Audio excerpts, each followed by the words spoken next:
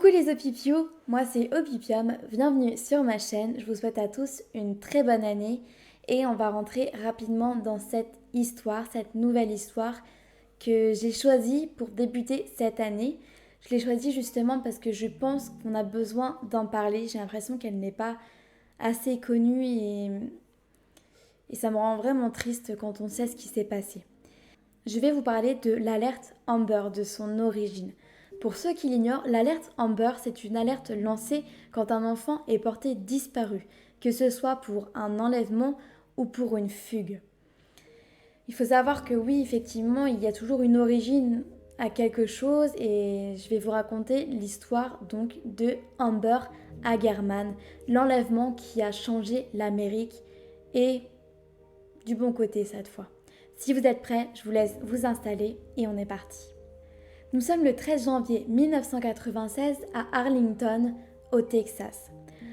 Amber Hagerman est une petite fille de 9 ans qui a un petit frère qui s'appelle Ricky, qui a 5 ans, et une mère, Donna Hagerman. Tous les trois vont se rendre aujourd'hui chez leurs grands-parents, chez les parents de Donna, Jimmy et Glenda Whiteson. Nous sommes en janvier, mais au Texas, il fait très bon. Et vous savez, on voit souvent dans les films qu'il y a un grand soleil, c'est le cas ici, il n'y a pas de neige. Les enfants vont donc traîner un petit peu chez les grands-parents avant de très vite s'ennuyer. Ils vont donc demander à la grand-mère et à leur mère si ils peuvent sortir, s'amuser un petit peu. Pas de souci. Alors ils empoignent leur vélo, sortent et croisent Jimmy, le grand-père, qui est en train de réparer sa voiture dans l'allée. Il va leur dire de ne pas aller plus loin qu'un pâté de maison. C'est un quartier plutôt sûr, amical, tout le monde se connaît, il n'a pas vraiment peur, c'est juste que ses petits-enfants sont assez jeunes et il préfère les savoir avec eux que trop loin. Les enfants vont donc obéir dans un premier temps, pédaler un petit peu, faire le tour du quartier, puis très vite s'ennuyer. Ils vont risquer quelques petits trucs et se rendre jusqu'au deuxième pâté de maison, jusqu'à l'épicerie de Wine Pixie qui est abandonnée.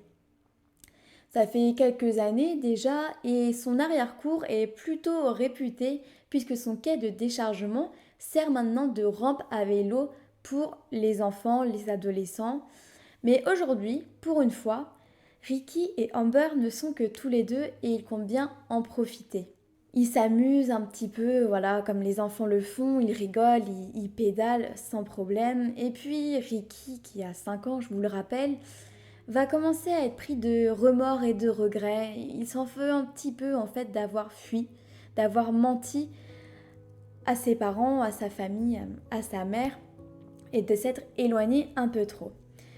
Il va donc retourner chez lui sans Amber qui a refusé de rentrer, qui préférait continuer à s'amuser. Une fois à la maison, les adultes vont vite lui dire de repartir chercher Amber puisque c'est peut-être l'heure de rentrer de toute façon. Bon, Ricky soupire, mais il le fait quand même, vous savez, il n'a pas le choix. Donc il reprend son petit vélo, il pédale et retourne jusqu'à l'épicerie. Il n'entend pas de bruit de roue, il n'entend rien du tout, c'est plutôt étrange. Et pire encore, il ne voit pas Amber. Il ne va pas chercher plus que ça et va rentrer encore une nouvelle fois chez ses grands-parents les prévenir. Il n'a que 5 ans, il ne sait pas vraiment ce qui se passe, mais les parents vont devenir livides. Ils vont commencer à s'inquiéter, lui va regarder à gauche et à droite en se demandant bien ce qui peut se passer. Jimmy va se précipiter à sa voiture et va filer vers l'épicerie. Un peu surpris, il va y faire la rencontre d'un policier qui est déjà sur place. Alors, comment peut-il déjà être au courant puisque personne ne l'a signalé? Est-ce que ça concerne Amber surtout?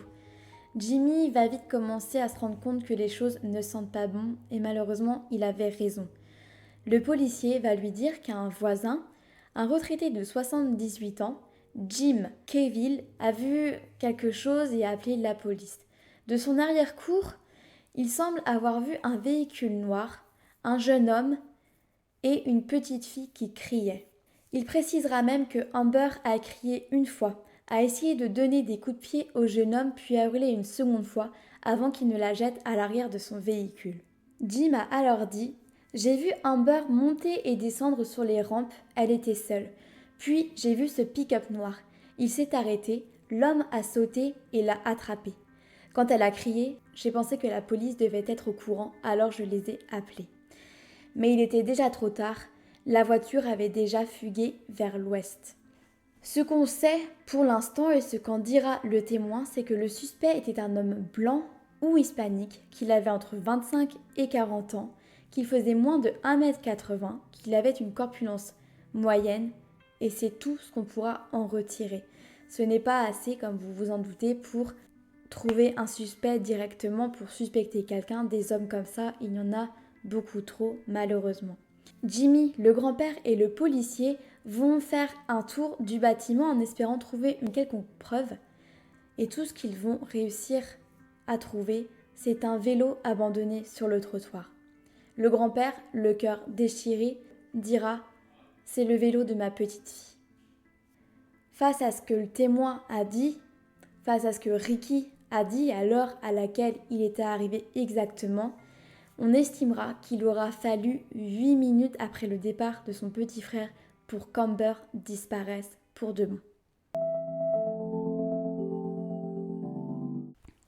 Il faut savoir que l'enlèvement n'a pas été rendu public de suite. Puis au fil des jours, finalement, les choses vont commencer à être rendues publiques. On va surtout connaître, l'Amérique va se réveiller un jour en connaissant le visage de Amber, son sourire, ses yeux, l'enfant qu'elle était. On va faire passer sa photo un peu partout, on va parler d'elle à la radio et dans les TV locales.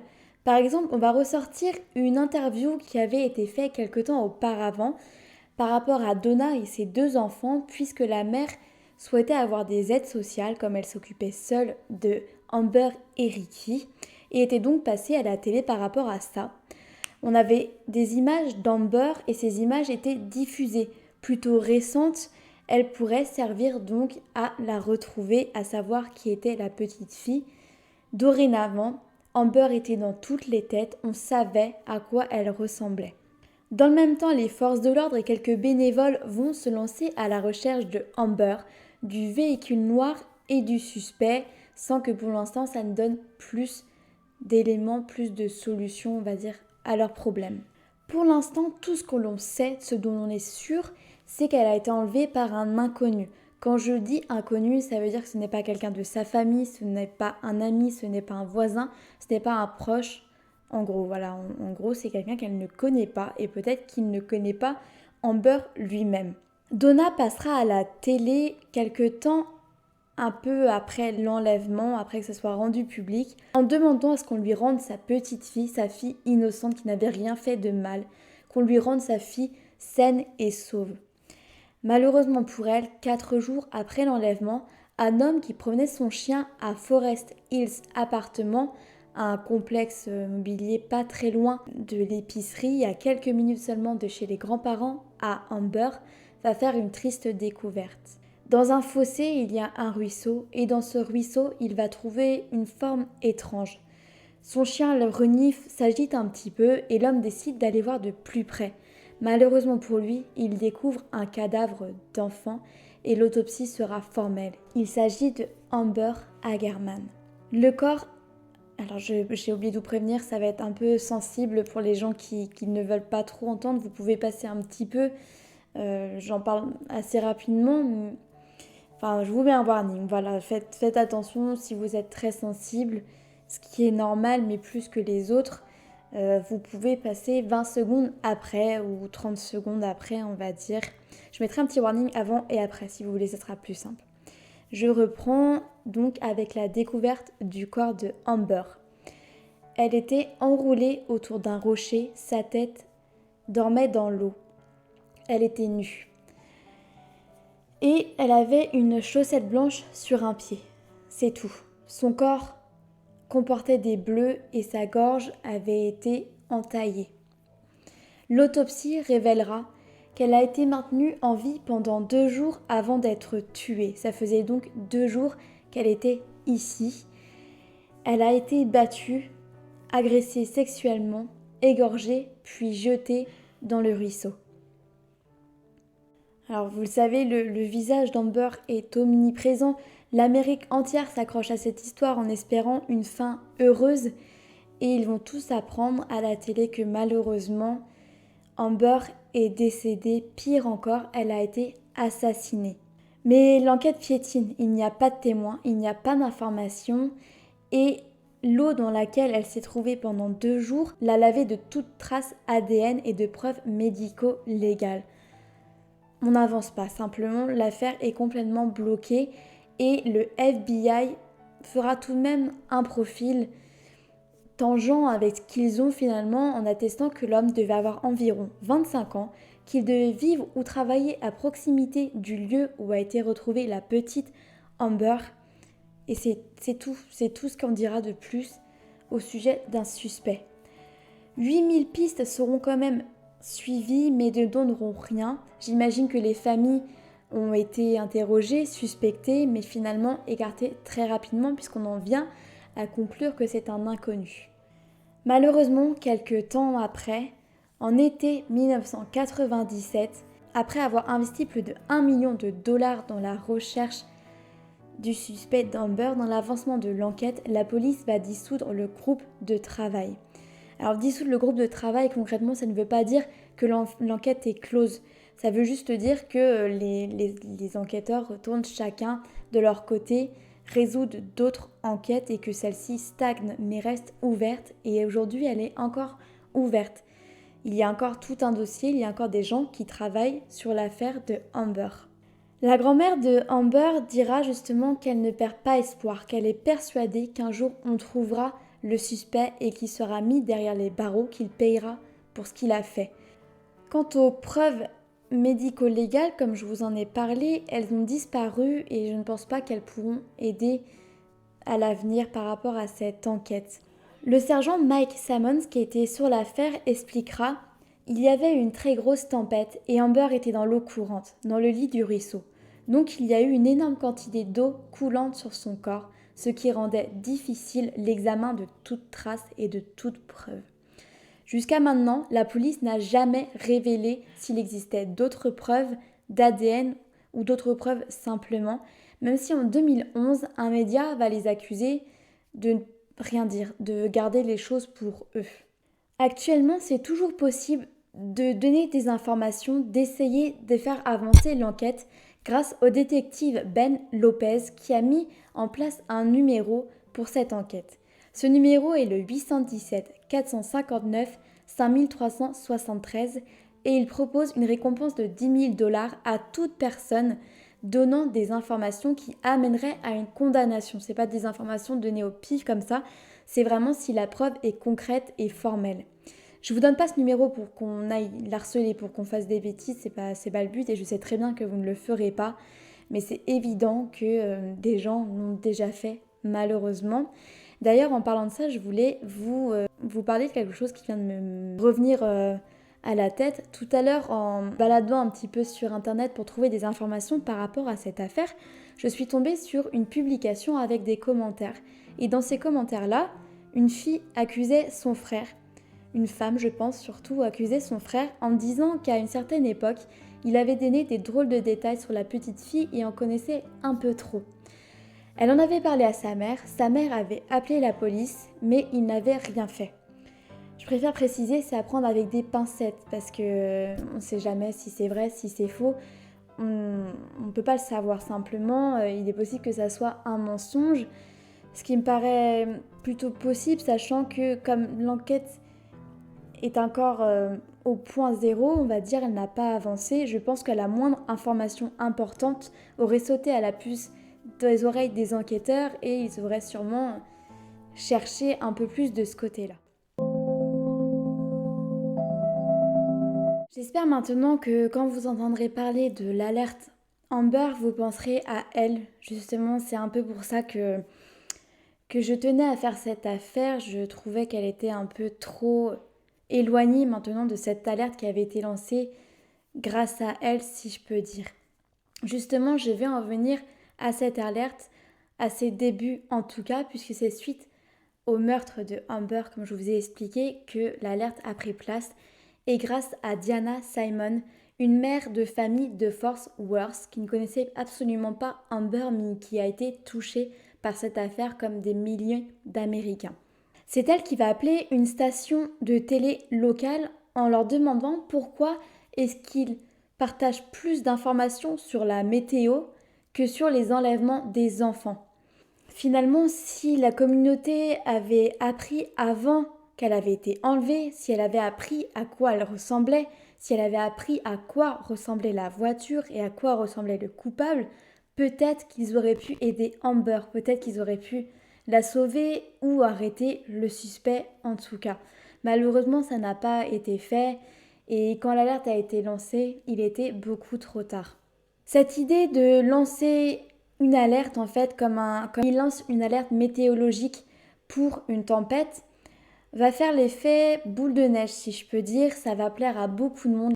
Les gens vont s'y intéresser et finalement en juillet 1997, l'alerte Amber va être créée. Diana donnera le nom d'Amber justement pour les alertes enlèvement d'enfants.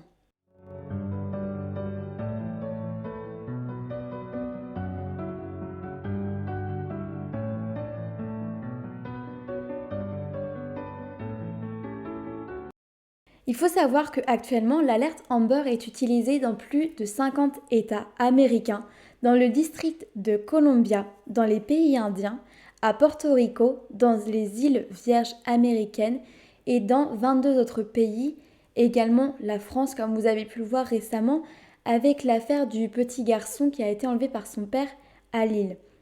D'ailleurs, en parlant de cette affaire, ça m'a un peu retourné puisque vous savez, les enquêteurs Facebook qui sont les meilleurs ont apporté des propos qui m'ont un peu choquée, dans le sens où ils disaient que comme c'était le père du petit, il ne lui voulait pas de mal et qu'il avait tous les droits en fait de récupérer son enfant, mais je le voyais pas du tout comme ça. Je sais, je m'emporte sur un terrain houleux, on va dire, hein, je m'engage sur un terrain houleux, mais si l'enfant a été retiré, c'est qu'il y avait une raison et personne ne sait ce que l'homme voulait faire. Il y a eu beaucoup, de nombreux cas même d'enfants qui ont disparu, enlevés par leurs parents et dont les histoires ont mal fini malheureusement. Maintenant, je voudrais vous parler un petit peu de statistiques concernant l'alerte Amber. En novembre 2017, les statistiques justement ont prouvé que plus de 897 enfants avaient été retrouvés, ce qui veut dire 897 enfants qui avaient disparu. Mais l'alerte Amber va faire très rapidement ses preuves, bien avant novembre 2017, presque 16 mois après avoir vu le jour. Sandra Fallis, qui était une babysitter qui était notoirement connue pour des problèmes de drogue, s'occupait un jour d'un nourrisson et quand les parents sont revenus, les deux avaient disparu. L'alerte Amber a été lancée presque immédiatement et c'est grâce à la description de la jeune femme et à celle du nourrisson qu'un camionneur va s'arrêter et appeler la police en les apercevant. Le bambin sera rendu à sa famille et la jeune fille emprisonnée. Même si l'alerte Amber est quelque chose de très positif, il faut garder en tête que une famille en a bavé justement, en a subi les conséquences si je puis dire. Glenda Whiteson, la grand-mère, dira justement qu'à chaque fois qu'elle entendait l'alerte Amber, qu'elle lisait le nom Amber, elle avait mal au cœur et il cessait de battre. Elle précisera également « Mon cœur tombe dans mes chaussures parce que je sais exactement ce que les parents vont traverser ». Donna, la mère, dira que l'alerte Amber sonnait comme un son doux mais à la fois amer dans ses oreilles, puisqu'en fait chaque jour elle se lève en se disant « Et si l'alerte avait existé pour ma fille, si un enfant malheureusement avait été enlevé avant le mien pour que l'alerte soit créée, pour qu'on puisse retrouver Amber, est-ce que ça aurait fonctionné? Est-ce qu'elle serait là actuellement ?» Enfin, vous voyez ce que c'est le cerveau d'une mère torturée malheureusement et qui n'aura peut-être jamais de réponse.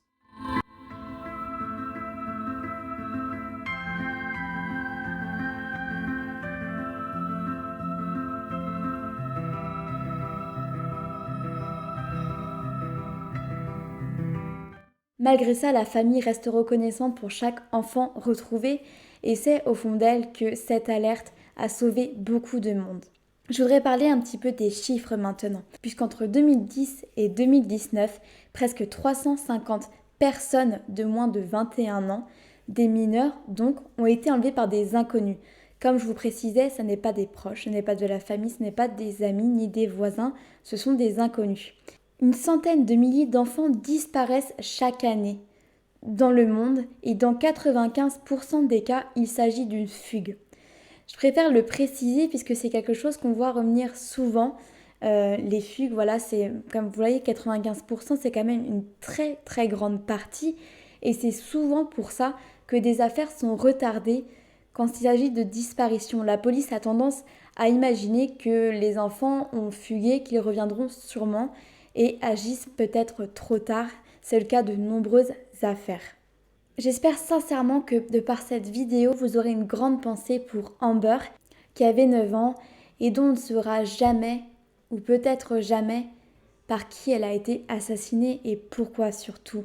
Puisque comme disait son grand frère, c'était une enfant souriante, pleine de joie, qui adorait Burger King, les Barbies, jouer, sourire, son frère, sa famille. Une enfant simplement et qui a été assassinée sans aucune raison, peut-être, comme beaucoup, parce qu'elle était là au mauvais moment. J'espère que cette vidéo vous a plu, même si moi elle m'a beaucoup touchée. C'est vrai que pendant un long moment je ne savais pas ce que c'était que l'alerte Amber.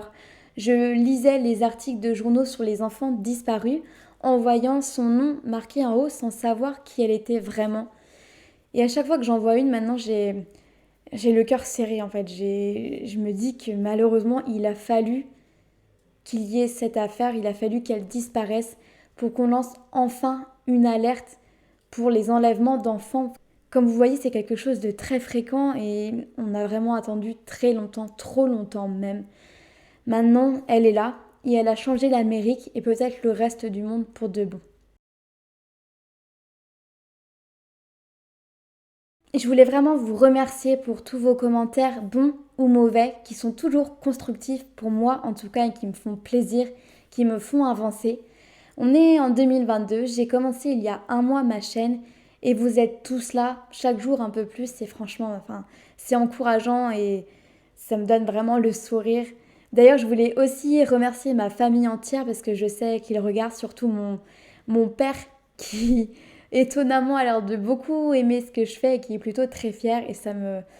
Vraiment, j'avais des papillons dans le ventre. Je suis vraiment très heureuse de m'être lancée dans cette aventure, j'espère qu'elle continuera très longtemps. Je pense avoir quelques projets qu'il faut que je concrétise.